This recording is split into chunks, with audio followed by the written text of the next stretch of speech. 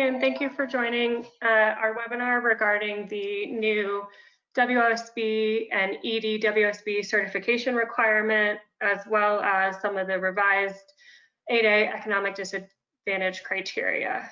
We'll give everyone just another minute or two before we get started. But I want to thank everyone for taking the time to join us this afternoon.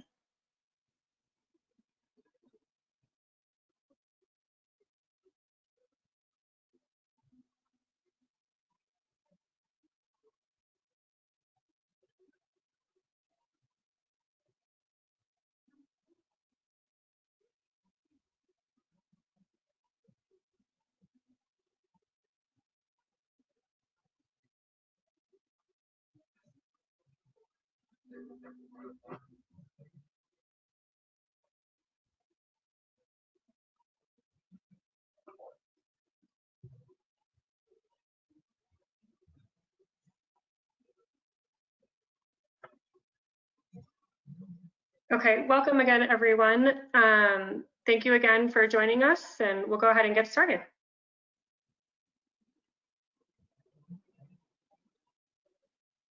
Just to give you a brief background and overview of the firm, PilieroMazza is a full-service law firm. We specialize in government contracts. We have a very robust government contracting program, as well as corporate litigation, labor and employment as well. So we are a full-service law firm based in DC. I am actually in Colorado. We have a couple other locations in Maryland and Illinois as well. So we are full service, specializing in government contracts. My name is Megan Lehman. As I said, I'm actually based in Colorado.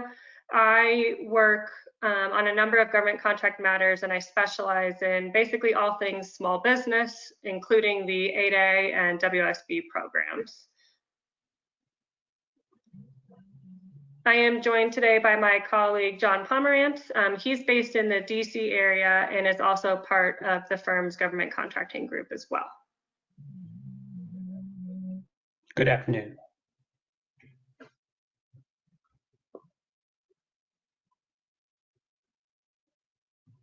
So today we're going to go through relatively quickly. I don't think this webinar is going to take the full hour. So hopefully we will have plenty of time for questions towards the end. But we'd like to first start with an overview of the eligibility requirements for the WOSB, the EDWOSB, and the 8A programs. This webinar is primarily focused on the new certification requirement that SBA is implementing for WOSBs and EDWOSBs. However, we thought it would be helpful to go over just the basic eligibility requirements, so that if and when you are applying for certification, that you're familiar with the requirements to make sure there are no hiccups with your application process. So we'll give you a brief overview of those requirements. If you have any specific questions regarding your company, please feel free to reach out to myself or Jonathan, or send a question in the chat box, and we'll certainly get back to you as best as we can. We will then go through the new certification requirement that SBA is implementing, the relevant dates that you need to know, how to apply, and how to maintain your certification, and some other points on that as well. And then lastly, we'll wrap up with the revised 8A economic disadvantage criteria for 8A. And there has been a slight change to the EDWOSB criteria as well. So we'll get into that towards the end. Again, if you have any questions, please feel free to type them in the chat box, and we'll try to answer them towards the end of the webinar. And if we're unable to get to them today, we'll send you an email. One other item I wanted to note is that upon the conclusion of the webinar, you will receive, likely tomorrow, a recording as well as the slides, so that you'll have them for your personal use as well. And I'm going to turn it over to my colleague Jonathan to talk about the eligibility requirements. Hi, so the eligibility requirements of the Women-Owned Small Business Program, of course, under this program, the threshold requirement is that the company must be at least 51% owned and controlled by one or more women who are US citizens. SBA will review all of the company's organizational documents to determine the primary issues of ownership and control. Ownership must be unconditional and direct. But as they have said, control is king. The control is really key in this determination, and in this context, the element of control means that SBA will be looking at whether the woman owner exercises long-term decision-making as well as day-to-day management and administration of the business.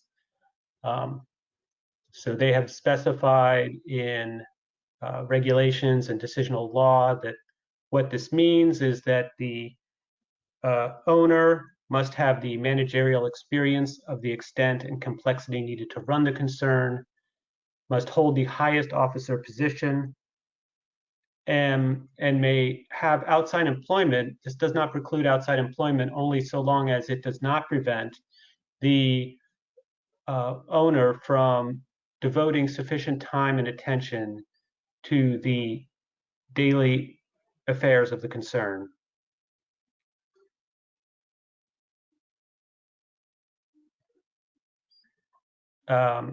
Obviously, under the economically disadvantaged women-owned small business program, that simply is an add-on to the base program, so that the same control and ownership criteria are going to be need to be satisfied for eligibility into this program.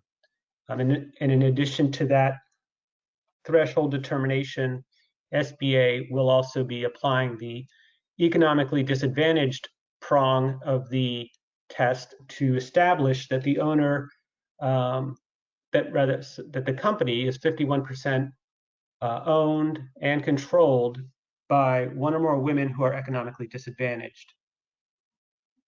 In this context, that means, oh, I think we skipped a slide. In this context, that means that the owner of the EDWOSB must show that her ability to compete in the free enterprise system has been impaired due to diminished capital and credit opportunities as compared to others in the same or similar line of business. And this entails a three-part test, or includes a three-part test, rather. Under the financial prong, the owner's net worth must be less than $750,000, and that's a figure that excludes equity in the firm, as well as primary residence and qualifying retirement account. Also, her income must be less than $350,000 averaged over 3 years, and her total assets must be less than $6 million, with the only exclusion being a qualifying retirement account. And one item I'd like to add to the ownership and control requirements is that essentially one or more women must control all of the day-to-day and long-term decisions of the business. So one of the items that we recommend that you do in preparation for the certification requirement, as well as to ensure that you're currently in compliance with the regulations, is to review your operating agreement or bylaws, depending on the nature of your business, to make sure that one or more women are controlling the company and all decisions associated therewith. If you have any questions regarding that, we'd be happy to take a look and review your operating agreement or other governing documents as well.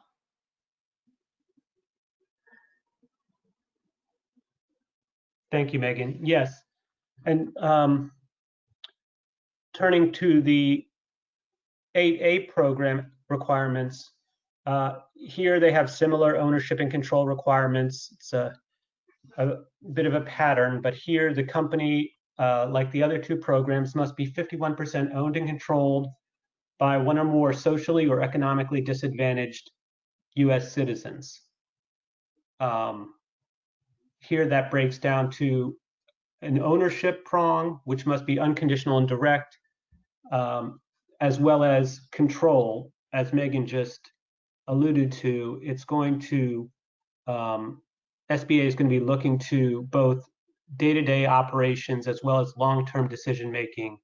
And SBA will review the company's bylaws or operating agreement and will really be looking to the substance of the provisions and not so much the whatever labels the company may elect to frame these elements as, but SBA will actually be looking at substantively speaking whether ownership is unconditional and direct in substance. And then as well as including the elements of social disadvantage, which is a test. The individual has been subjected to racial or ethnic prejudice or cultural bias within American society because of their identities as members of groups and without regard to the individual qualities. That's the test.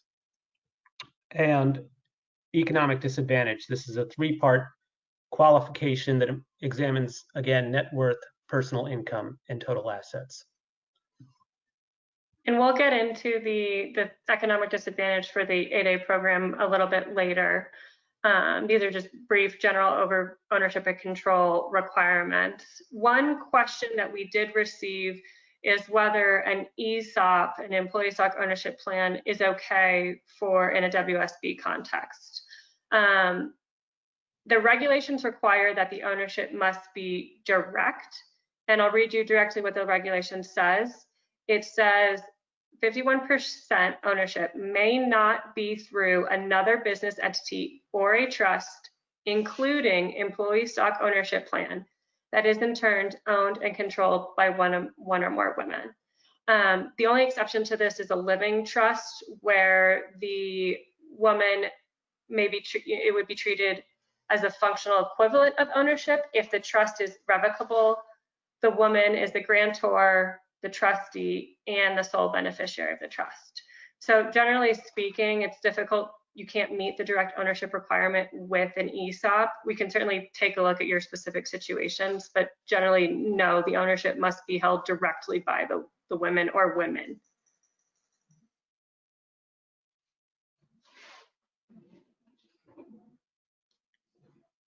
So turning to the bulk of this webinar, SBA has finally implemented the certification requirement.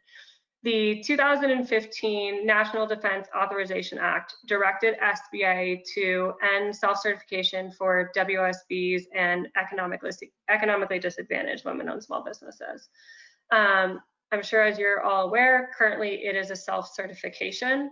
The 2015 NDAA also granted the authority to contracting officers to award WSB and EDWOSB sole source contracts, which has already been implemented because this didn't require a substantive change to the regulations. SBA issued the proposed rule last year, back in May of 2019, to implement the certification process, sought a number of comments on how they would deal with the certification, how it would be implemented, who would actually be issuing the certification. We as a firm submitted comments to this proposed rule, and then SBA published the final rule almost exactly a year later on May 11th, 2020. The rule changes, hold on one second. The rule changes are set to take effect in two parts. First on July 15th, 2020, and second on October 15th, 2020. So the application process is going to open on July 15th, but the actual requirement to be certified isn't going to be in effect until October 15th. So what I believe SBA is doing here is providing that 3-month, 90-day window to allow companies to get their application in. before the certification requirement is actually required by the regulations in order to bid on WSB and EDWSB set-aside contracts or reserves. So you will, beginning October 15th, 2020, you'll need to be certified by SBA if you're pursuing a set-aside or a larger contract that has a WSB or EDWSB reserve. The caveat to that is that you're still allowed to self-certify for non-WSB and EDWSB set-asides, and agencies can still take credit for your self-certification in their subcontracting goals. You just won't be able to bid on actual set-asides or reserves if you're not certified by SBA at that point.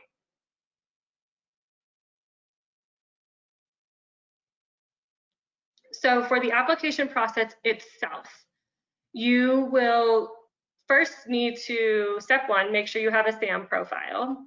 Then from there, you'll need to set up a profile with certify.sba.gov. And that's where you'll upload all of the documents and complete the application. If you're currently self-certified, you should be familiar with this system, as that's where you have to currently upload all of the required documentation and complete the current self-certification application. We understand from SBA that this self-certification application is still going to be allowed until October 15th through Certify.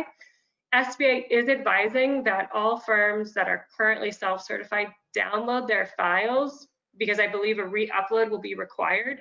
In my experience, the documents should stay within your certified profile in your library. You should be able to link the files to the new application. That said, SBA is advising that you download to have everything in one spot, so it can't hurt to download those files just in case for the re-upload. Beginning on July 15th, you can submit applications under the new certification process. I would guess that the home screen on the certified page is going to allow you to start a new application. It'll be largely similar, my understanding is, to the current self-certification. It's just that now SBA will be reviewing the documents that are uploaded and signing off on those. The application itself with SBA is free, just as all of their applications for their other programs. However, you have the option of still receiving a third-party certification, which does have a fee. And if you go the third-party certification route, you want to make sure you're going with an SBA-approved third-party certifier. There's only 4 of those currently: the El Paso Hispanic Chamber of Commerce, the National Women Business Owners Corporation, the U.S. Women's Chamber of Commerce, and the Women's Business Enterprise National Council. The requirements are roughly the same. The fees vary slightly between the entities. We often get a lot of questions, why would we go with a third party when we can go with SBA? The short answer is it could be faster. So that's pretty much at this point the only requirement. I have seen a couple solicitations that required a certification for WOSB. Now that there's going to be an SBA certification, that shouldn't be an issue. If you're certified by SBA or a third party, it shouldn't make a difference. If you're already certified by a third party, that's great. We'll touch on that in another slide that will help to speed up the application process. I do see one question regarding whether you need to download the documents from Certified prior to July 15th. I would do it prior to October 15th. However, if you're planning to apply between July 15th and October 15th, you may want to download at that point, or you can try the new application and see if it allows you to link the files that are already uploaded to it. I know for the 8A application, you're allowed to link files that are already in your profile, as well as the WOSB current application. So I can't imagine this would be much different, but just in case, I would go ahead and download.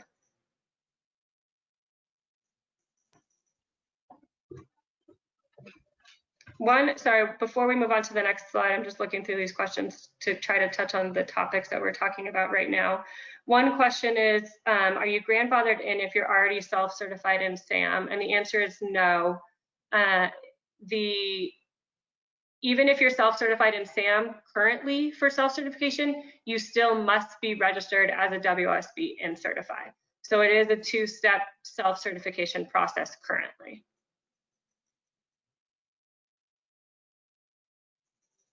I think we are good to move on to the next slide. Some of the other questions we've been receiving, we're going to cover a little bit later. Okay, so in terms of the documents that SBA is going to require as part of your application, that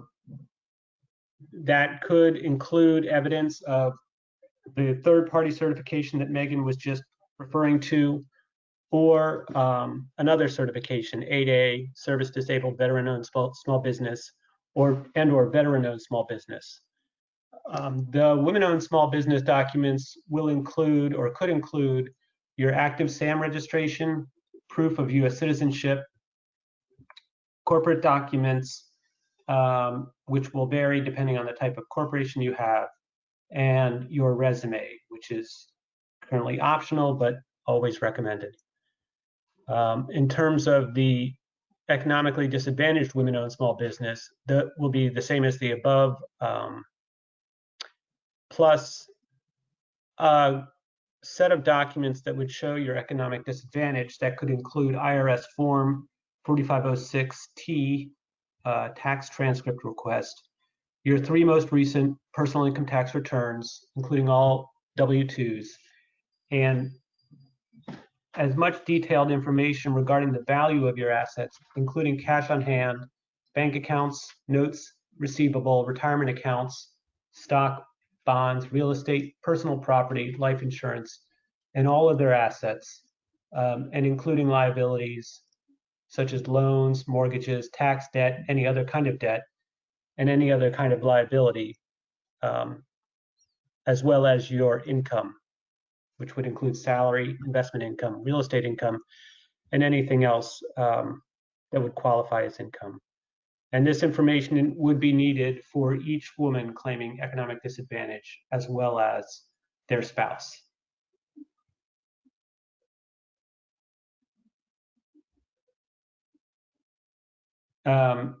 The new process includes a sort of streamlined application for certain companies, for women-owned small businesses. If the business provides evidence of certification by the Veterans Administration Center for Verification and Evaluation, CVE, as a SDWOSB or WOSB, or will provide evidence of women-owned small business certification, that will be sufficient. For an economically disadvantaged women-owned small business, the streamlined process indicates that an 8A company owned and controlled by 1 or more women automatically qualifies as an economically disadvantaged women-owned small business. That business will provide evidence of the EDWOSB certification by the third-party certifier, as well as evidence of certification by the Veteran Administration's CVE. That said, the Small Business Administration will still be reviewing for the economic disadvantage criteria.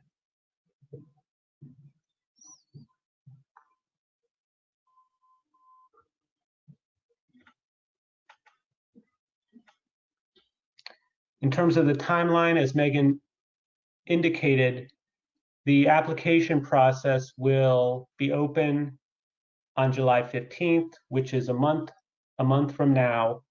And following that, 90 days subsequent to that, on October 15th, decisions on the applications will begin and certification will be required.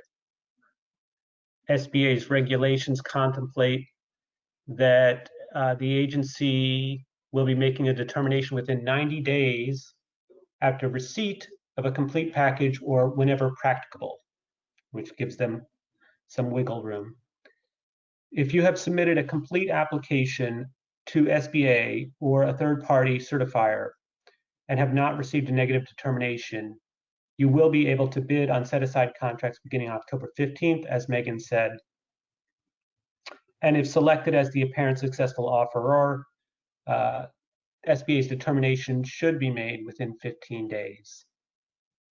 However, the regulation does not provide any process for a request for reconsideration or appeal if the application is denied. However, you can reapply after 90 days. Thanks, John. One key point on that is that I just want to reiterate is that if you've already submitted a complete application, you're allowed to bid. You don't necessarily have to actually be certified as of October 15th, as long as your application has gone in. So this should help with the backlog that SBA will undoubtedly receive for applications. So to the extent you've submitted one, you haven't heard anything further from SBA in terms of requests for additional documents or a negative determination denying the application, you should be able to bid on WSB and EDWOSB set-aside work. So that's just one thing I wanted to reiterate, because that should help as long as the application has been submitted with the backlog that SBA is going to undoubtedly have once these go live. Turning to, now we're assuming you've been certified, everything is great.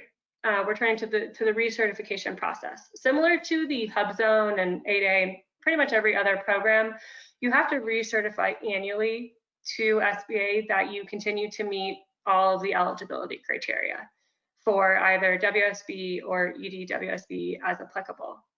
Then at that point, SBA or your third-party certifier, if you're going to continue going with the third-party certifier, is going to conduct a program examination every 3 years. So this will be more akin to the full-on application that you'll be submitting on or around July 15th.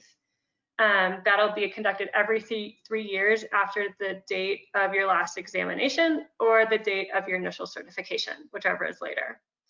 If SBA determines that you do not meet the program eligibility requirements, or if you fail to recertify, or you haven't notified SBA of a material change, whether that be change in ownership or control, then SBA could propose the company for decertification. One other point that we wanted to touch on is whether, if you're currently performing on a WSB or EDWOSB contract, you're still allowed to keep those and continue performing just as you have been.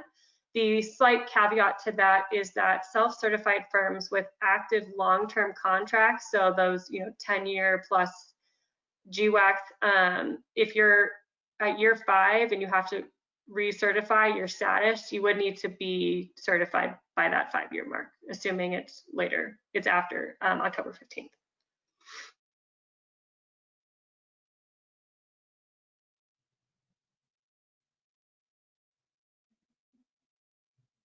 Okay, that roughly finishes up the WOSB and EDWOSB certification requirement. I'm going to take a quick look through the questions to see if there's anything on that part before we switch into the 8A piece.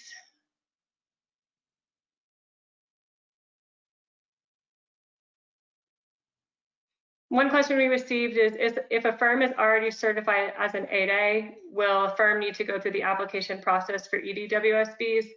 I know that Jonathan touched on this regarding it's a streamlined application. My understanding is that you will still need to be certified by SBA as an EDWOSB, meaning one of the questions at the outset should be, is your firm already certified by SBA as an 8A? If you check yes, I'm guessing at this point, because the application hasn't been released yet, this is just how they're currently doing it. With other programs, is that you would need, that would pretty much be the end all be all. SBA at that point would certify you as an EDWOSB and no additional documentation should be required. But that's something that we'll need to confirm when the application is actually live. One question we did receive is if you're an unpopulated SBA approved 8A and WSB joint venture? Does the JV entity need to apply for recertification too? So the proposed or the final rule doesn't speak to joint ventures, but what you currently need to do for WSB joint ventures is that the WSB party to the joint venture should upload the joint venture agreement as part of its documents in Certify. Then that way the agreement is uploaded, it's available to SBA and the contracting officers, and the JV itself should be certified as a WSB in SAM.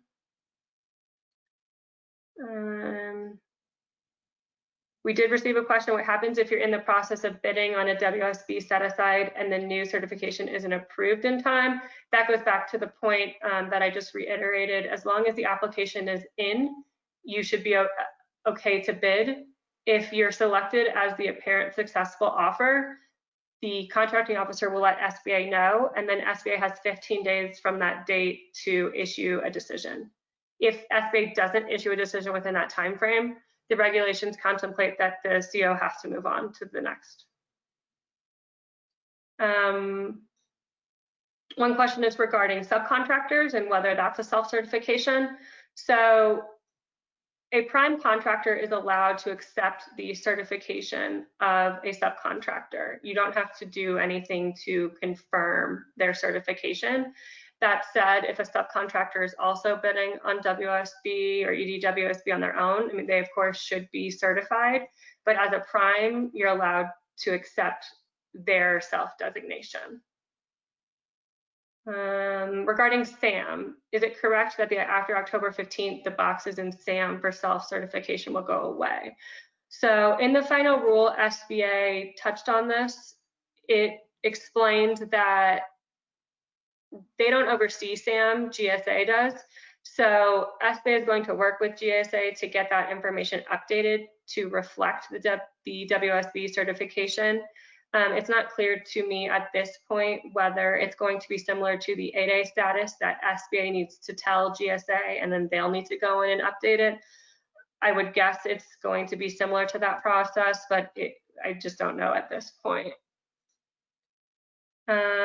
If you're graduated 8A, you won't be eligible for the streamlined certification process because SBA hasn't been reviewing your continued eligibility at that point. So you would need to reapply, kind of starting from scratch.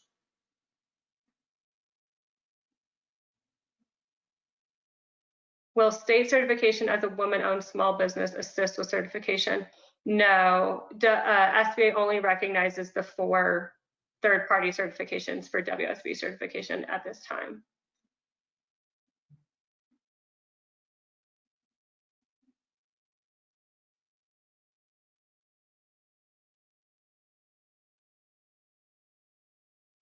One question we have is just any update on the status of SDWSB verification moving from CVE to SBA? No, I know there is talks about this because currently it's only verified for VA procurements. I think that would, if all of the other certifications are moving to SBA, I would expect that SDWSB would follow suit, but we haven't heard anything more on that issue. One question is, can you submit a WSB and EDWOSB package at the same time? You would only be submitting for WSB, or sorry, an EDWOSB. The EDWOSB would encompass the WSB certification. If you are denied, you have to pay a fee when you reapply. No, so long as you are applying with SBA. Their application is a free process. On the recertification, so you need to annually certify that you continually to meet the requirements every year, and every 3 years, SBA will conduct a formal examination. So you're still recertifying every year. SBA will just actually look at your documents every 3 years. You can submit the WSB and EDWOSB up to self-certified up to October 15th, not July 15th. From that beginning October 15th, you need to have either a complete application submitted or be certified by SBA.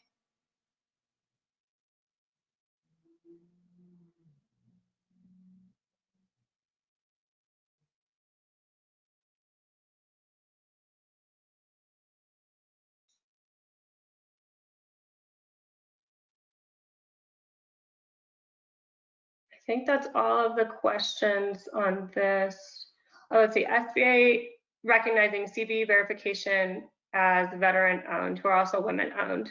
So turning back to the streamlined documentation, if you can demonstrate to SBA that you've been approved, your business is owned and controlled by a veteran or a service-disabled veteran, and CVE has signed off on that, then what I believe you would need to do is show to SBA that this individual is a woman or individuals are women, and SBA will review that. It's unclear what documentation they're going to be requiring for that.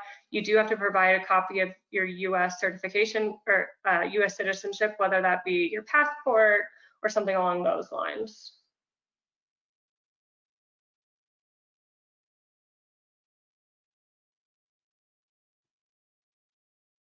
Okay, so turning to the next part, kind of the last part of the webinar regarding the revised economic disadvantage criteria for 8A companies.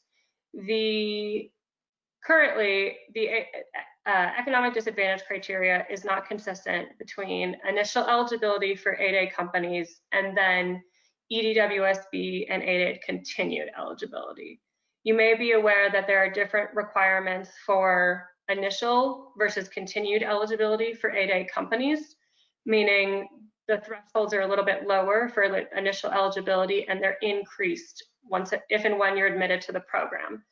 The continuing eligibility limits are currently the same as EDWOSB.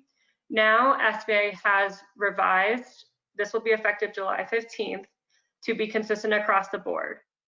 So your net worth, adjusted net worth limit for an 8A initial eligibility, EDWOSB, and continuing eligibility for 8A companies is $750,000. This is an increase from $250,000 for 8A companies for initial eligibility. The adjusted gross income limit average over 3 years has been increased from $250,000 to $350,000. The total assets test has been increased from 4 million to 6 million. So this should, in theory, allow much more companies to qualify for 8A, depending on the economic disadvantage criteria. It is important to keep in mind, though, that these figures no longer increase when you're in the 8A program. So you'll need to, as a qualifying disadvantaged owner of the 8A company, you need to be under these 3 criteria limits every year while you're in the program for the 9-year period. There have been no adjustments to the EDWOSB economic disadvantage criteria. In the proposed rule, SBA threw out revising the net worth threshold across the board as well, but they did not implement that in the final rule. And I know we've received a lot of questions on these 3-part economic disadvantage criteria questions. So let me take a quick look and I'll try to answer those as best as I can. One question is, what is the difference between the net worth and assets in the 3-part test? So the net worth is your adjusted net worth, and it has certain exclusions. That also factors in your liabilities. For net worth, this doesn't include the equity in the business that's applying for either 8A or EDWOSB, the equity in your primary residence, and the value of your retirement accounts. In the total assets test, this looks at the fair market value of all your assets, not taking into account your liabilities, which is why it's much higher. For example, if you have a second home that has a mortgage on it, under the net worth test, the mortgage would be deducted from the equity. Under the total assets test, the mortgage is not deducted. One question, how do married individuals calculate their economic disadvantage? So generally, any asset that is owned 50-50 is split 50-50 between the spouse. So if you have a bank account between a married couple, half of the value would count towards one spouse and half would count towards the other. However, if you have your own bank account, you would take on the full value of that asset. Same for cars, homes, jewelry, anything along those lines. One question we have just regarding 8A eligibility is there a limit on how long the company has been formed for an 8A? Generally speaking, a company must be in business for 2 years before it is eligible for 8A certification, be in business and actively performing, with some exception.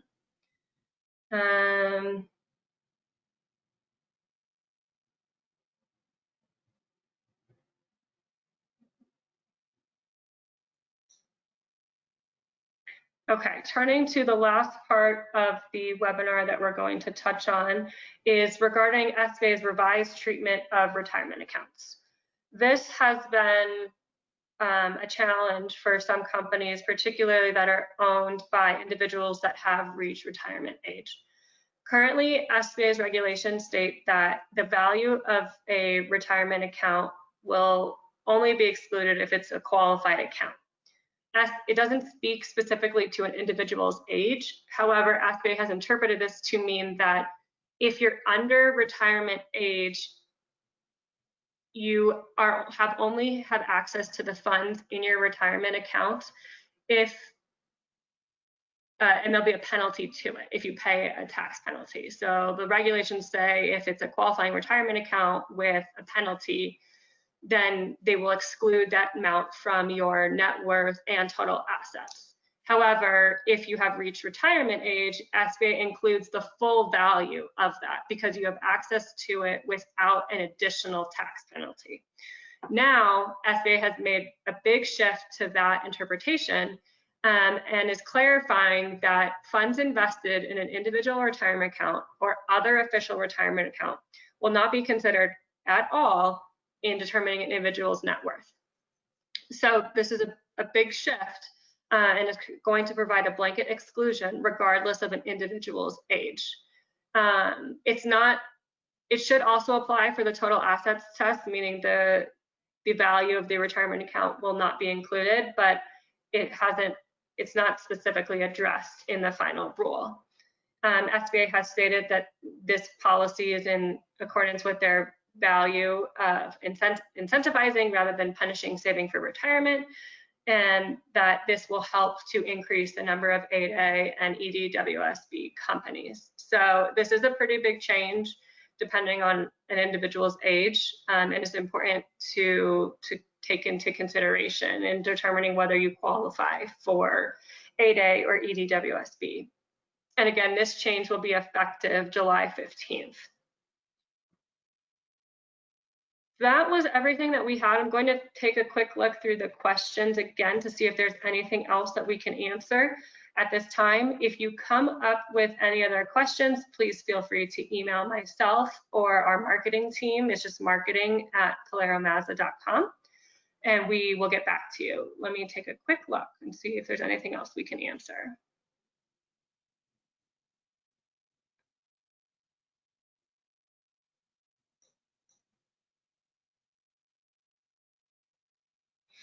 Correct. An owner's home, the equity in the primary residence of an owner is not included in the net worth figure.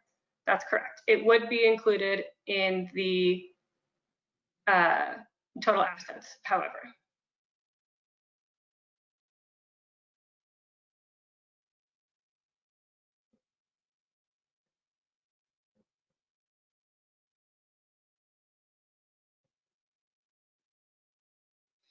The timeline for third-party applications, you do not need to wait until July 15th. Those have been going on for some time. If you're interested in seeking third-party certification, you're free to start that at any point. You can start it today. If you get an approval letter, then you would provide that to SBA as part of your application.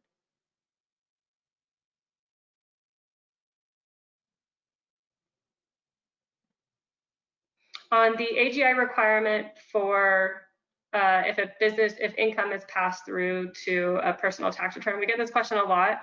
When SBA says adjusted gross income, they're really looking at the income that the qualifying owner actually received. So whether that be through W-2 wages, distributions, other payments, rental income, it's really income from all sources. But if you're taxed on the company's income that's not money that you received personally and is not attributed to you for purposes of the AGI calculation. Regarding the download requirement that SBA is advising, yes, I would recommend that you download your tax returns and any other documents that you have in Certify before July 15th or before October 15th, really, just in case they're no longer there when you have to reapply. It'll just be easier to have. If you are currently an 8A company, you would qualify as an EDWOSB, and then you would also qualify as a WOSB. So an EDWOSB, as John noted from the outset, has the same ownership and control requirements of a WOSB. You just add the additional economic disadvantage criteria. So if you are certified as an EDWOSB, you automatically qualify as a WOSB as well.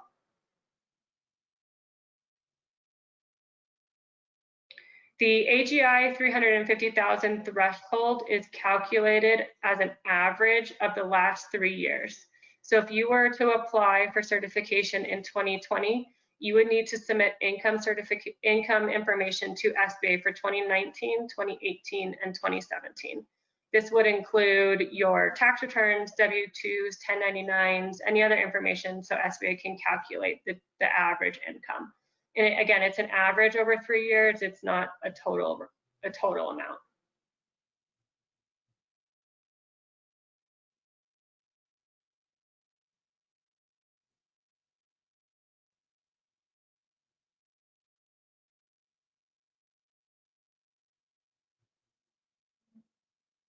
AGI calculations, for an AGI calculation, you're looking at only the qualifying owner's income specifically. So you would not be including your spouse's income in that calculation. However, if the spouse is involved in the business and has some type of ownership or officer position or employment, SBA will look at a spouse's financial condition if they're involved in the business in determining whether an owner, in this case either a woman owner or for 8A just a disadvantaged individual, qualifies for the company or for the certification. So it depends on each specific situation in terms of whether SBA will or will not take into account a spouse's financial condition. But that is something to keep in mind, because for 8A and EDWOSB, SBA will be asking the spouse to complete a portion of the application, which will include providing their personal financial information as well.